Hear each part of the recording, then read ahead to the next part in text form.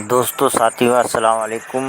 مفتی صاحب کا بیان کتنا خوبصورت ہے عید کے بارے میں، اور آپ لوگ اسے لاسٹ تک دیکھیں، بہت ہی آپ کو کہ سمجھ جب میں آئے۔ عید کی صبح ہوتی ہے تو اللہ عز و جل اپنے معصوم فرشتوں کو تمام شہروں میں بھیجتا ہے، چنانچہ وہ فرشتے زمین پر تشریف لا کر سب گلیوں اور راہوں کے سروں پر کھڑے ہو جاتے ہیں اور اس طرح ندا دیتے ہیں: اے امت محمد صلی اللہ علیہ وسلم، اس رب کریم عز و جل کی بارگاہ کی طرف چلو جو بہت ہی زیادہ عطا کرنے والا اور بڑے سے بڑا گناہ معاف فرمانے والا ہے۔ یعنی عید کے دن جب کوئی اپنے گھر سے نکلتا ہے تو معصوم فرشتے راستے کے سروں پر کھڑے ہو کر یہ نکلنے والوں سے کہتے ہیں، بلکہ نکلنے کے لیے بھی کہتے ہیں کہ نکلو، اس لیے کہ اللہ عز و جل آج کے دن تمہارے گناہوں کو معاف فرما دے گا۔ اور رب قدیر جل جلالہ صرف یہی نہیں کہ گناہوں کو معاف فرمائے گا، بلکہ بہت ہی زیادہ اللہ عز و جل عطا فرمانے والا ہے۔ اسی کے ساتھ ساتھ میرے پیارے آقا صلی اللہ تعالی علیہ وسلم کے پیارے دیوانوں، پھر اللہ عز و جل اپنے بندوں سے یوں مخاطب ہوتا ہے: اے میرے بندو، مانگو کیا مانگتے ہو؟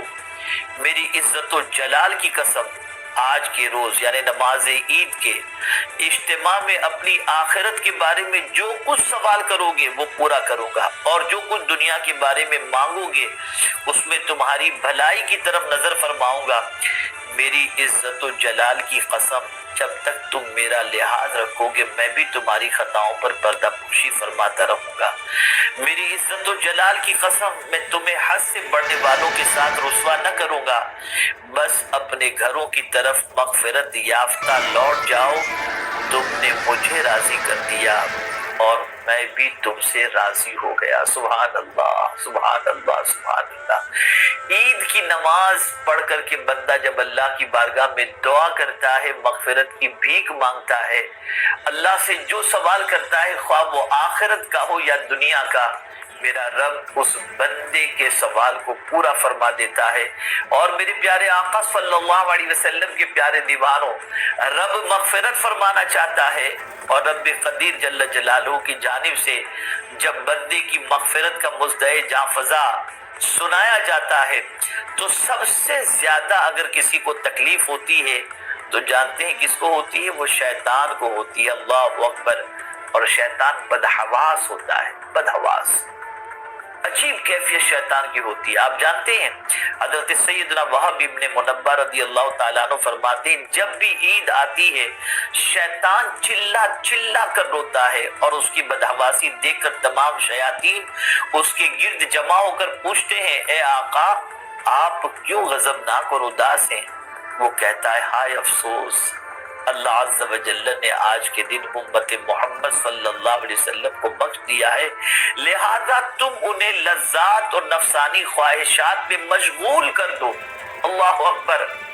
یہ جو عید کے دن انسان گناہوں کے اندر گرفتار ہو جاتا ہے، نمازیں قضا کر دیتا ہے، عبادت سے غفلت شروع کر دیتا ہے، ڈھول باجے تماشے اور ڈی جے گانے غزلیں، یہ ساری چیزیں، بے حیائیاں، یہ ساری چیزیں جو ہوتی ہیں یہ شیطان کی پیروی اور شیطان کی فرما برداری ہوتی ہے۔ اللہ عز و جل تو اس دن معاف فرما دیتا ہے، لیکن شیطان کی ہتھ کنڈوں کا شکار بہت سارے مسلمان ہوتے بھی دکھائی دیتے ہیں۔ تو خدا کے لیے عید کے دن اللہ کی طرف سے مغفرت کا پروانہ حاصل کرو، اور عید کا دن لہو و لعب، کھیل کود، گانے باجے تماشے اور برائیوں میں گزارنے سے بچو۔ گانے باجے تماشے برائی اور اللہ کی نافرمانی میں اگر عید کا دن گزارو گے تو شیطان خوش ہوگا، اور اگر عید کے دن اللہ عز و جل کی اطاعت اور اس کے رسول صلی اللہ علیہ وسلم کی اطاعت میں گزارو گے، گناہوں سے بچ کر اللہ کی بندگی میں گزارو گے، تو اللہ راضی ہوگا۔ میرے پیارے آقا صلی اللہ علیہ وسلم کے پیارے دیوانوں، اس لیے عید کا دن آپ اچھے لباس سے بہتر کریں، خوشبو لگائیں، اچھے کپڑے پہنیں، اور اسی کے ساتھ ساتھ اچھا کھانا کھائیں، لوگوں کو مبارکباد پیش کریں، یہ سارے کام کریں، لیکن خدا کے لیے گناہ نہ کریں، نماز قضا نہ کریں، اللہ کی بارگاہ میں توبہ و استغفار سے سستی نہ کریں۔ واللہ میں آپ کو بتاتا ہوں کہ اللہ عز و جل اپنے بندوں سے کتنا پیار کرتا ہے اس ارشاد کے ذریعے آپ سمجھ چکے ہوں گے۔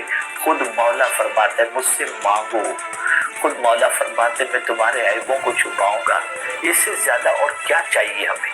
دنیا مانگو دنیا دیتا ہے، آخرت مانگو آخرت دیتا ہے۔ تو جس دن اللہ عز و جل اس طریقے سے انعام و اکرام کی بارش کرنے والا ہے، کیا وہ دن آپ گانے میں گزاریں گے؟ کیا وہ دن آپ خرافات میں گزاریں گے؟ کیا اس دن کو آپ اس طریقے سے گزاریں گے کہ شریعت کی پاسداری بالکل نہیں کریں گے اور سارے گناہوں کی حدوں کو پار کر جائیں گے؟ نہیں نہیں، ایک مسلمان ایسا نہیں کر سکتا۔ مجھے امید ہے عید کا دن جہاں خوشی منائیں گے، آپ مبارکبادیاں پیش کریں گے، اچھے کھانے کھائیں گے، اچھے لباس سے بہتر کریں گے، لوگوں کو عیدیاں تقسیم کریں گے، وہیں پر انشاءاللہ العظیم آپ گناہوں سے بھی اپنے آپ کو بچانے کی بھرپور کوشش کریں گے۔ اللہ رب العزت جل جلالہ عید کا دن مغفرت کا پروانہ حاصل کرنے اور دنیا اور آخرت کی بھلائی حاصل کرنے کی ہمیں توفیق عطا فرمائے۔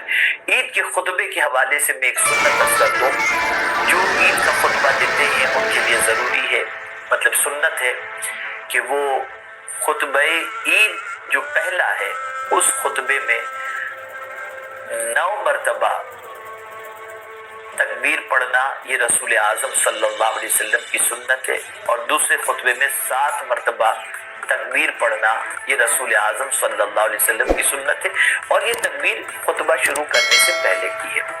اور اسی کے ساتھ ساتھ ممبر سے اترتے وقت دوسرے خطبے کے بعد 14 مرتبہ تکبیر کہنا، یہ بھی آقا کریم صلی اللہ علیہ وسلم کی سنت مبارکہ ہے۔ اللہ رب العزت جل جلالہ ہمیں پیغمبر رحمت صلی اللہ علیہ وسلم کی سنتوں پر عمل کی توفیق عطا فرمائے، اور پروردگار آقا کریم صلی اللہ علیہ وسلم کے صدق و فعل پھر سے ہمیں ماہ رمضان نصیب فرمائے اور ماہ رمضان تک ہمیں زندگی عطا فرمائے۔ اللہ تعالیٰ آپ کو، ہم کو، سب کو دونوں جہاں کی بھلائیوں سے مالا مال فرمائے۔ السلام علیکم